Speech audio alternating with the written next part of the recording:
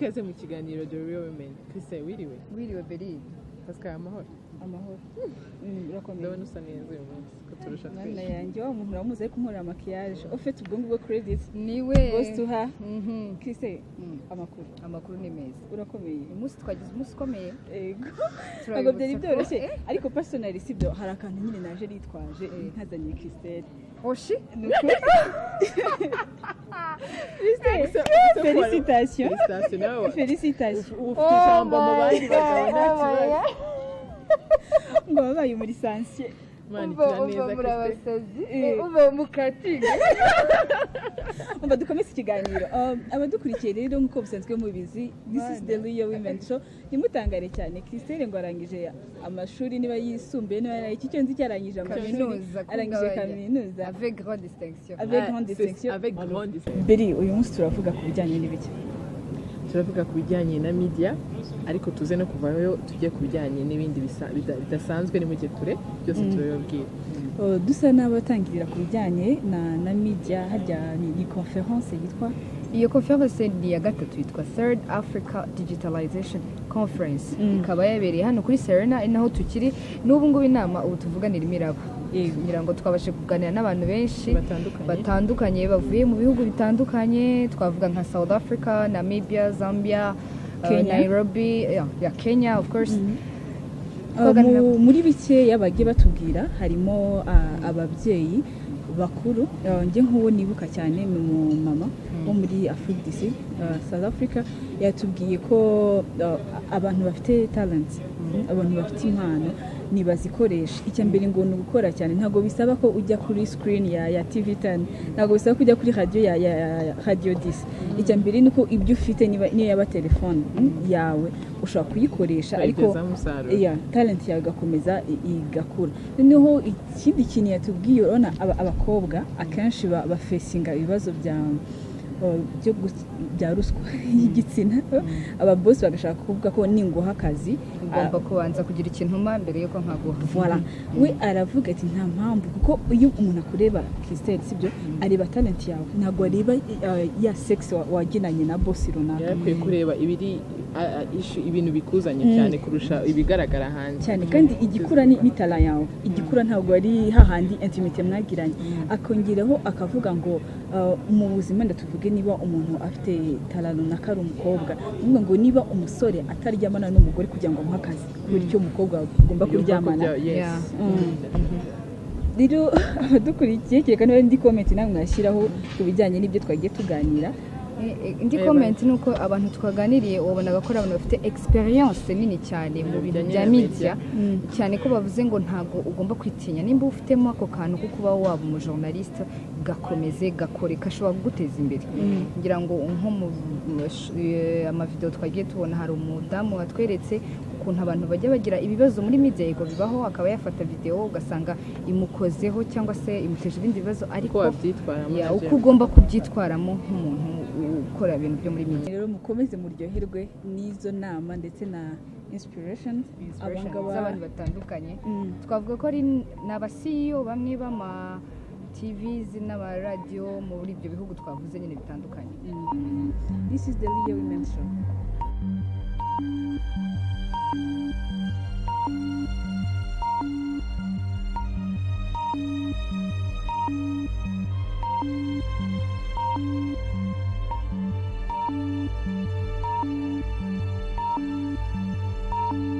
Hello to the youth of Rwanda. My name is Mpoma Sego.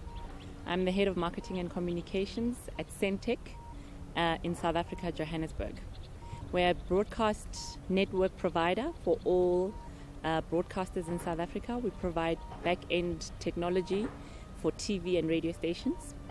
And my message to young people who want to know about journalism, who want to know how they can get themselves and be successful in the broadcasting sector is first and foremost work hard, pursue your passions, be a good storyteller, be able to tell your story in the most authentic way. I used to work for the South African Broadcasting Corporation, SABC, both from a radio and TV perspective. And what I've learned is that it's the hard workers that make it. So working hard is important. Nothing is a free ride. Stay committed to your craft. Always be willing to learn, because you can be educated, but the industry changes so often. And find yourself a mentor. Find people that you look up to, both local or international, and connect with them. Learn the best that you can from them. It's not going to be easy, because in broadcasting you have to work with different personalities. You have to work with different people. And personalities are different. Some people are hard to work with, so not everyone is going to take your side of the story. And also, don't be afraid of failure. Learn from your failures. Learn from, if your story does not get filed or you don't get picked for that role to be a presenter or to be the ultimate producer or director, it's not the end of the road. Just pursue, stay persistent, and stay passionate. Be excited about what you do every day. If you're not excited, you're not going to grow. You're not going to be able to also be an inspiration to younger people than you. So those are my key lessons for success in the broadcasting sector. Thank you. Okay, my name is Karen Mitchell, and I work for a French company called Smart DTV, which is part of the Kadalski Group. I've had a very varied background as a woman in a man's world, as you can say. I work in technology, so I sell set-top boxes. I've worked in both procurement and the sales environment. I have to say it's been a very challenging and interesting journey for me. I was very lucky that I got quite a senior job when I was only 24 as a chief buyer in the defence industry, and since then have kind of worked in the set-top box world, which is obviously where the media and pay TV environments. So from a technology point of view, it's mainly a man's world. So if I go to a show like IBC in Amsterdam, there's probably 30,000 men and 3,000 women. So it's always a challenge, but I have to say that I've thoroughly enjoyed it, and any advice I can give to young people today is to just work really, really hard. Never think that you can't do it, because you can, and believe in yourself, because that's what makes the difference. And it's been really worthwhile for me. I actually am from Zambia, so I've lived in Africa most of my life, but I now live in the UK because my son wanted a career in football. Unfortunately, he got injured. And, so the world is your oyster. You can actually do whatever you want if you work hard enough and you get given the right opportunities. I think, even if you're a woman, it's tough sometimes, but it's worthwhile in the long run. I think when I started, I was really pioneering. So, when I had my first child, it was terrible. I had a company car. They took my company car away. I lost my bonus. I didn't get paid. The only thing they kept for me was my job. So, things have really moved on hugely for women now. They get a lot more benefits. They're looked after far more. So from that perspective, it was a lot harder. So I think for women today, the world is their oyster, because people do recognize the value that a woman can bring to the industry. We have a different perspective on life. We see different things that men don't see, and that's important. I think also with managing people, I've managed global teams. I've had staff in China, staff in France, staff in England, and it's understanding all the different cultures and giving them those kind of opportunities. And a woman brings a different skill in that kind of environment. My name is Zianda Buthelezi. I'm a South African. I'm 28 years old, and I am an admitted attorney, which means I studied law in South Africa. And right now I'm working as the Regional Regulatory Affairs Manager for the Southern Africa group of countries for MultiChoice Africa. We are the company that's responsible for DSTV and GoTV, which I'm sure many Rwandan people are familiar with. And so if any young person wants to get into the media industry, there's not just one way of getting in. You don't have to be in front of the camera. There's a few ways in which you can be part of the media industry. You can be an engineer, like a broadcast engineer, or you can be a lawyer like myself. I'm a media lawyer, and what I do for MultiChoice or DSTV is that I'm responsible for all the legal issues. I look at contracts for the company. I respond to consumer complaints and so on. And yeah, it's an exciting career. It's a dynamic career. We're always learning, and yeah, I would encourage any young person to pursue that line of the media industry. So my name is Mark Kaigwa, and I'm from Kenya. And I think particularly for young women, I think that they had an advantage because of just the ability to notice. I really believe in just this, let's call it a genetic advantage in just being able to notice small things, nuances, and being a lot more perceptive. It's not everybody who's like this, but I feel like between male and female that women do have that as an advantage. And if you're going to become a storyteller, more so in the digital age, and all you have is just your phone or a camera or someone else's phone, I mean, it's just as simple as just increasing your ability to just watch and observe things. And right now we're looking at a time where you can have somebody start out tomorrow, and in a year from now, they can be probably the number one, provided they're consistent, media personality online. What's informing me being able to speak like that? If you look online, one thing I want to just challenge the young ladies and the women watching this show at large, when it comes to content, there's a saying in the industry that you have 90% of people who they just lurk, or they look and leave. So if you've ever opened a YouTube video, you are a lurker. You went there, you watched Oprah say something, you watched any one of the various icons across media today, you watched a TV series, you're part of the 90%. 9% of people are the ones who will look and interact with it. So if you've ever been on YouTube, you see the comments, that's an example. Or if you see people taking a video and sharing it, that's another example too. But only 1% of people create, and yet they have the tools. So for me, knowing how amazing the internet has been here in Kigali, how generally there's a spirit and a character to the people, it's their smiles, it's the way that they express themselves, I feel like they have everything. And this is just speaking to where the city is now. You have everything you need. All you need is just the consistency. You don't even have to be good. Nobody said you had to be good. You just have to be consistent. And in starting out, and I mean, there's so many social networks now. Fine, Kigali has a small population, but the diaspora of Rwandans is hungry for local content. Yesterday, just to give you an example, I saw many poets come up and perform. But the last poet, she came up and gave a poem in Rwanda. And I guarantee you, the voices were vocal. Everybody else was going English. They were going Swahili as well, and French. But when she said that, the story she told and how she captivated the audience encouraged me. I mean, I took out my phone. I had to take a video. And so mine is just to encourage anybody watching out there that provided you start and you get consistent, you will gain an audience. You'll gain an audience because the world isn't just what you see around you anymore. Thanks to the internet, the world is almost flat. You could be anywhere in the globe, and if you're just searching, you'll find that video that someone here made, and just get consistent, share it. This is a TV show that has hosts. They come on once every week. You can be the person who you become your own mini TV station, and you can broadcast as many times as you like on as many different things.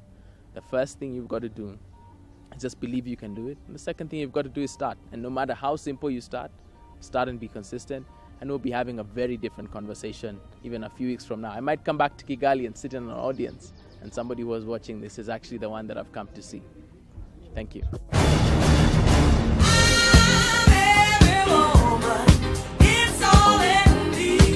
Twizera ko hari amasomo mukuye mu byo mumaze kubona no kumva, ariko hagati aho twanyarukiye kwa gatandatu muri Rwanda Culture Fashion Show. Se byari bimeze bite? Byari byiza cyane, byabereye kuri Mircoline, akaba ari ibintu byo kwerekana imideri ya Kinyafrika. Twabonyemo abantu cyane ya Kinyarwanda, ngira ngo wabashe kubona Gucci ibintu ya presence kanzu ikoze muri nyakatsi, ariko mu by'ukuri sinzi niba iyo foto bayitwereka. baraza kubona nibagiye kureba akavuyo gato.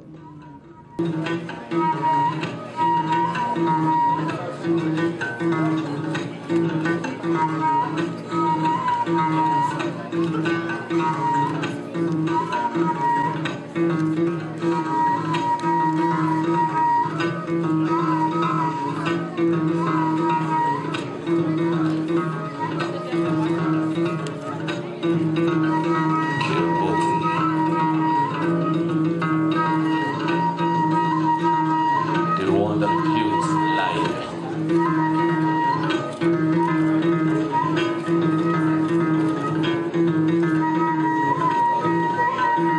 This is Real Women. Turi muri Rwanda Culture Fashion Show. What's your name? My name is Faith Kagenda. You're from? I'm from Kenya. So, how did you find Rwanda? Okay, I connect WhatsApp or Facebook. It's internet. It connects people. So that's how I find the page of Rwanda Culture and Fashion Week. I inboxed them. They were like, send me your email and everything, your portfolios, how many shows you've done in Kenya. So you were one of the models? Yeah, I'm one of the models, professionally trained in Kenya. So how did you find, as in modeling in Rwanda, fashion?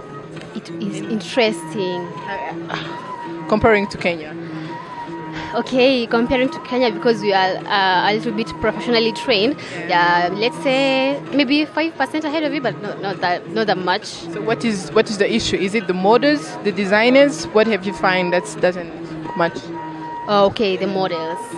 Yeah. In Kenya there's a school for Kenya Fashion Awards. They train the models professionally. Yeah, professionally. Yes. Yeah. So the problem, all the advice you should give, it's like, yeah, keep on training, never give up, go for auditions. Rejections are, part of this life. You'll get so many rejections, but at the end of it all, run after your dream. If your dream and passion is to model, go after it. Yeah. So how about the designers, the clothes you are finding in Rwanda, designers? I love them. Okay, Rwanda has so many cultural and traditions. Okay, I'm a woman of Africa. I love African culture. Yeah, so I was extremely bewildered with the designers' outfits. You fall in love? Yeah, I fell in love. And trust you me, I'm going to have an outfit. Go with it to Kenya. You should come back then. Yeah? You should come back. Yeah, I will. Probably November for the Kigali Fashion Week. Maybe I'll attend. Yeah, I'm planning to attend the Kigali Fashion Week. The next, is it Kigali Fashion Week or whatever? Yep. Yeah. Thank you so much. Yeah, thank you too.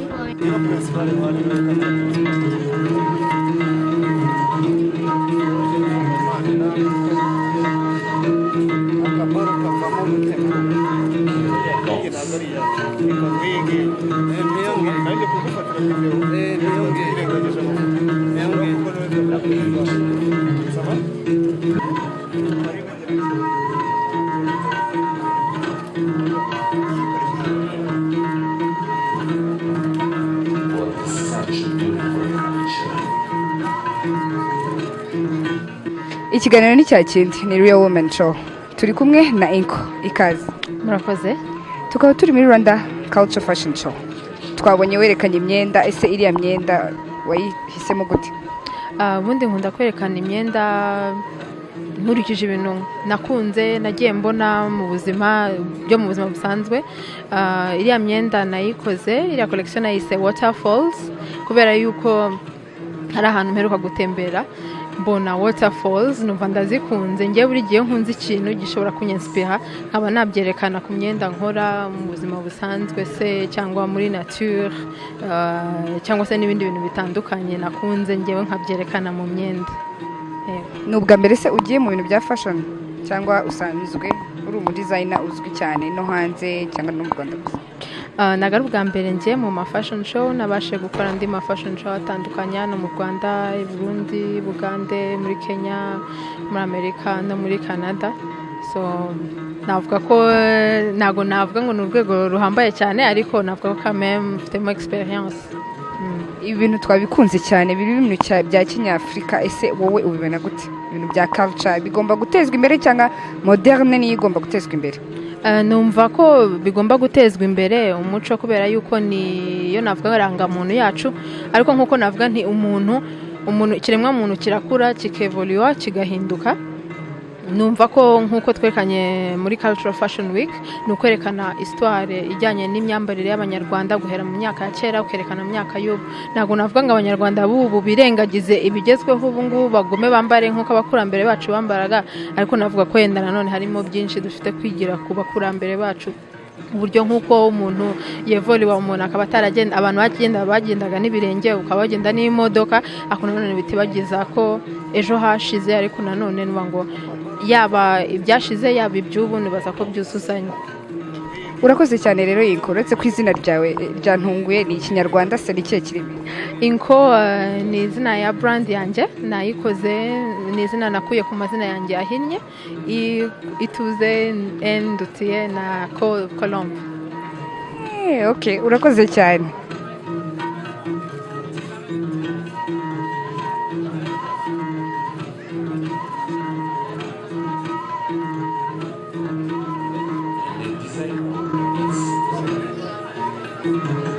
turacyakomeje muri Rwanda Culture Fashion Show turi kumwe n'umuntu witwa Gucci.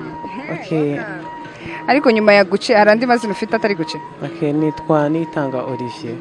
Ukaba uri umufashion sinzi nimba bari kukureba wambaye urushinge mu mutwe wambaye urudodo rudoda imyenda rwane ema nawe ibintu ni hatari ibi bintu wabitekereje gute? Ni inspiration zimfata nkashushanya nkabona gukora. Urabanza ugashushanya hanyuma ugakora imyenda. Ngewe nakubonye ndatungurwa sinzi nimba abantu bari kutureba babonye ukuntu warimbye. Ese umbwira umaze igihe kingana iki utangiye ibintu bya fashion? Fashion nayitangiye kuva nkiri umwana nicaraga nshushanya nkakora imyenda itanga mu rugo nkabereka ibintu nashushanyije bakama comment ku byo nakoze. Urumva fashion nayitangiye kera ariko industry yo mu Rwanda nyitangiye 2014. Donc uracyari mushyashya mu bintu bya fashion. Okay. Watubwira iyo umuntu yambaye neza kuri wowe aba yambaye iki? Iyo umuntu yambaye neza nkunda umuntu wambara agatandukana n'abandi. Nkuko nguko nyine ndi kubibona. Nka gute urugero? Nkuko nambaye umuntu mbonye ashobora kwita avuga ati uyu Nitanga design nyise mbona ibi ni ibihangano bye. Design yawe ifite izina irazwi yitwa ngo iki? Brand name Nitanga design iva kuri Nitanga. Uru rushinge ufite mu mutwe rusobanura iki? Uru rushinge rusobanura akazi nkora ku designer kudizayingazamo kudoda gushushanya gupima na metero nk'ingi nambaye. Urakoze cyane rero Gucci sinzi ariko ndumva Gucci nyizi hanze nta kuntu wahindura ako kantu ka Gucci ni nickname Tanga design niyo brand name yanjye. Urakoze. Babita gute? Banyita Gabi umaze imyaka ingahe muri modeling? Maze imyaka 5 ariko imyaka igihe bamenyeye navuga ko ari nk'imyaka 3 bitewe nuko abantu bamenye Ganza bamenye muri iyo myaka 3. Ese uyu myaka umazemo muri modeling urabona imaze kukugeza nk'iki kigaragara ugereranyije n'aho wavuye? Icyambere ntago umuntu utagira evaluation cyangwa impinduka mu buzima bwe. So ikintu navuga icyambere ikintu cyambere anyeretse ko ushobora guhanga ibintu kandi ukabikora mu buryo byagutunga. Ikindi kintu navuga byangejejeho urareba nambaye neza. Nambaye neza nabyo urumva no gusirimuka nabyo birimo ntabwo ari ukunambaraga nyuma y'imyaka ya mbere yaho nabyo ni biri muri ibyo bintu. So ikindi kintu navuga bituma utinyuka kuba wajya imbere ya kamera cyangwa kuba watangira gukorera amafaranga hanze y'igihugu. So nibyo ngibyo biguha inspiration. Ese nko mu modo challenges muhura nazo akenshi nizi? Icyambere cyo navuga harimo amafaranga make niyo challenge ya mbere duhura nayo. Bitewe urebye ukuntu uko tubikora cyangwa uko ahandi byinjiza amafaranga ntabwo ariko twebwe tuyabona nk'uko tuba twaje tuyashaka. So icyambere abantu bavuga ngo dukunde ikintu dukora ni byiza ugikunda ariko kinakugirire akamaro. Indi mbogamizi duhura nayo ntabwo abamodo babasha kwishyira hamwe ngo babe bahuza ikintu kimwe kugira ngo byibuze n'ushatse kubateza imbere asange bari hamwe. Fiona uriwe neza? Mireho. Ugereranyije igikorwa cyanyu mwabonye cyagenze neza?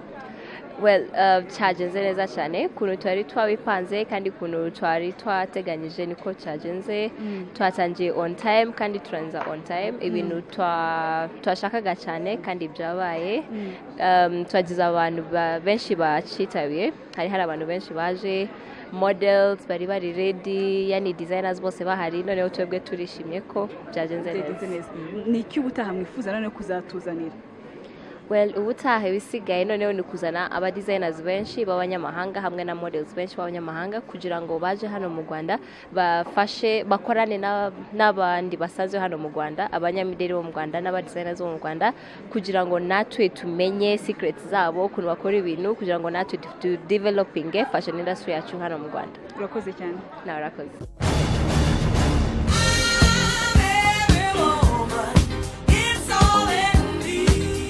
mwakoze kubana natwe mu kiganiro Real Woman ngira ngo twaganire n'abantu benshi batandukanye nizere ko hari inama byabasigiye twizera kubona feedback n'amakomenti yanyu ku byo twaganiraga. Ego kandi imbere yuko tugenda turabasigiramo akavideo k'umwana witwa Tiana umwana twahuriye muri Rwanda Culture. Ego abana barabona ko nubwo ari batoya ariko bafite impano cyane ariko nanone tugarukeho ko ntago ari impano yaje gutyo gusa irashyigikiwe kubera ko nka video tugiye gushiraho umubyeyi we yaravuze ati ngewe ndayaprovinze nta kibazo umwana wanjye mushobora kumutambutsa ni uburyo bwo kumumotiva urumva umwana mutoya aramukurikirana nuvuga ngo kugera kuri 15 20 mama waza bakiri impano yo izagenda inakura tutibagiwe rero ko mwandika ijambo Real Woman Rwanda kuri YouTube, Facebook, Twitter ndetse na Instagram ariko mushobora no gukohereza kuri WhatsApp nimero muri kubona hasi kuri ekra zanyu mukaduha ibitekerezo ibyifuzo ndetse n'inama ashekeje byose dushaka no tuvideo twanyu. Congratulations again. Thank you sweetheart. I'm surprised. Bye bye. Rero nayo ku gatandatu ndetse no ku wa kane. Bye. Bye.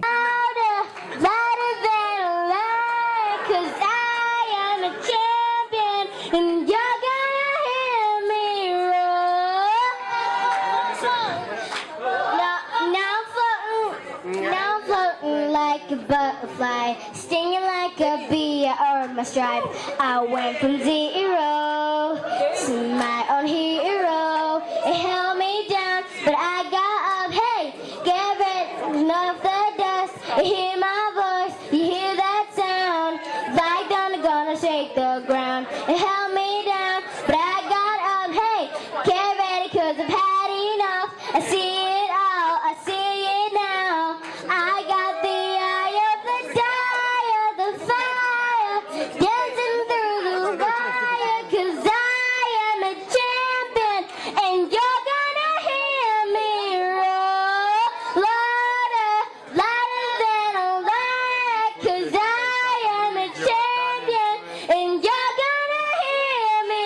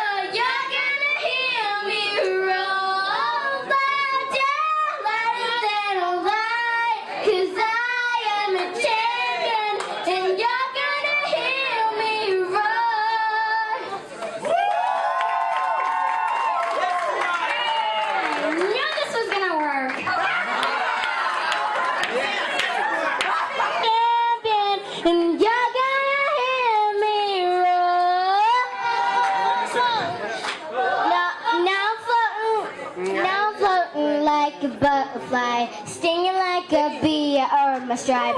I went from zero to my own hero.